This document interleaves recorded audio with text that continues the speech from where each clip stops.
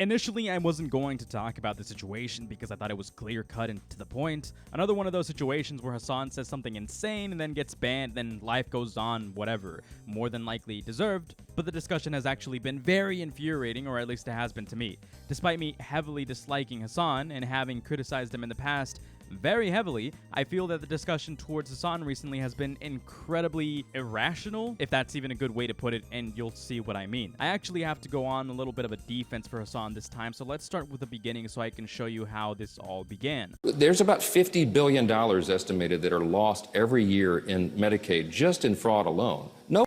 If you cared about Medicare fraud or Medicaid fraud, you would kill Rick Scott, okay? You wouldn't make Rick Scott, former governor of Florida, Rick Scott, you wouldn't make him a prominent part of the Republican Party. So yes, this is the clip that got Hasan banned as of recent. Reason being is for threats of violence, which is against Twitch TOS and justifiably demands a ban.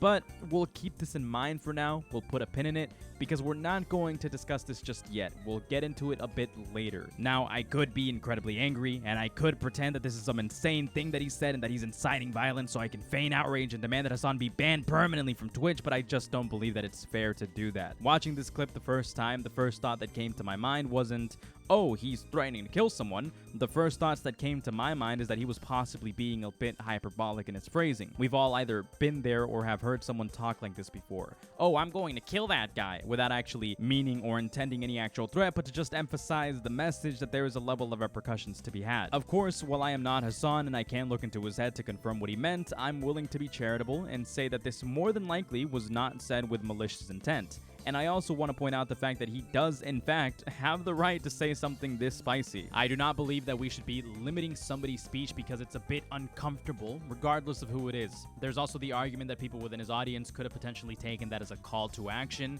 And while I do agree that there is a possibility that some lunatic could have, the most I can say to that is that Hasan, out of principle, should be a bit more careful with what he says, considering he said a lot worse in the past, but I can't argue that this is a call to action. I can't in good faith say that this comment he made in particular would have made him directly responsible for someone else's actions, but feel free to argue with me in the comments and tell me otherwise if you disagree. Of course, I do also want to show you more context because I think significantly less people have seen or engaged with that. Richard Lynn Scott is an American attorney, businessman, politician, Navy veteran, serving as the senior United States Senator from Florida, a seat he has held since 2019.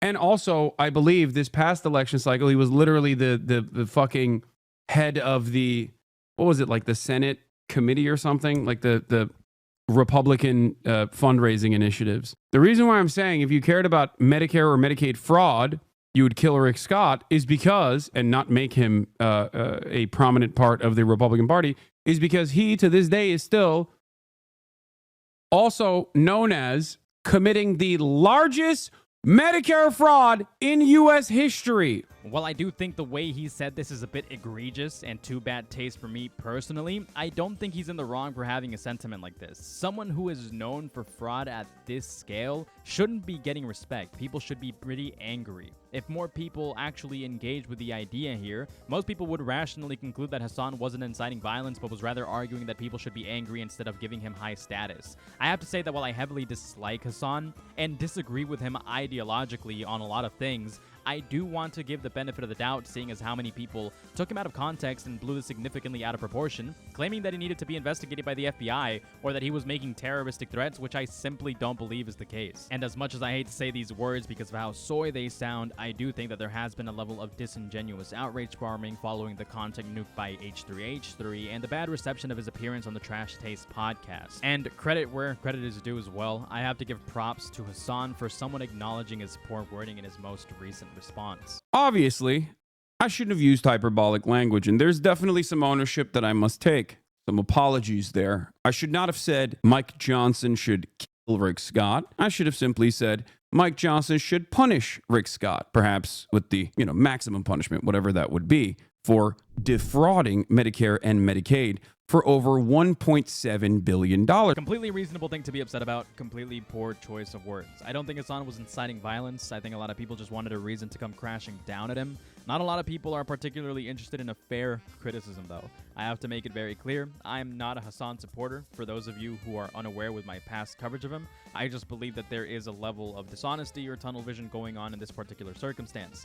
I also think Hasan should just be more honest himself as well and stop pretending like he hasn't sympathized with terrorists in the past, but I digress. Now for the more important part of this conversation I want to say, and that would be the ban. Hasan was banned for a grand total of 24 hours, which I actually don't think is that unreasonable. Some people would expect significantly more, some people would want significantly more. But again, I have to say that tone policing and restricting someone's right to say whatever they want is a bit ludicrous.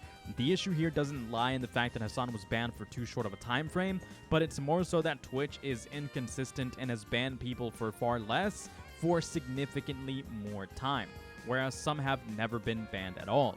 Hasan still being a relevant example here, given his past promotion of a Houthi pirate. Real quick on that, some people would parrot Hasan's talking points and argue that he was just some kid that wasn't actually involved with the Houthis, but that's just delusional or willfully ignorant of all of the evidence just says otherwise, but that's something I've covered extensively in the past already, so we'll just glide over this. This discussion shouldn't really revolve around the fact that Hasan said something that was uncomfortable or edgy. People will say uncomfortable, edgy things all the time.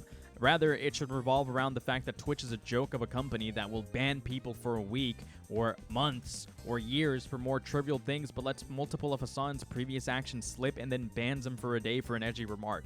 The reality is that all of these people should be banned for a day or a week, something that goes according to the severity of their actions rather than show obvious favoritism. To be clear with what my point is here, I'm saying that Hasan being banned for a day is a fair punishment in isolation. The standard should be the same for anyone else. What's not okay is that Hasan hasn't been banned several times in the past for his actions.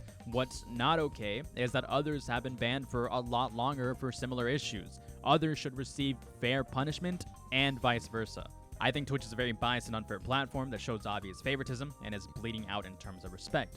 There's really not much else to say in terms of Hasan here. I'm not going to milk the rest of the Trash Take podcast response because I find it significantly uninteresting. If you disagree and think that Hasan should have been banned for a lot longer, you think that he should have been exiled from the platform and never allowed to return, then feel free and let me know in the comments.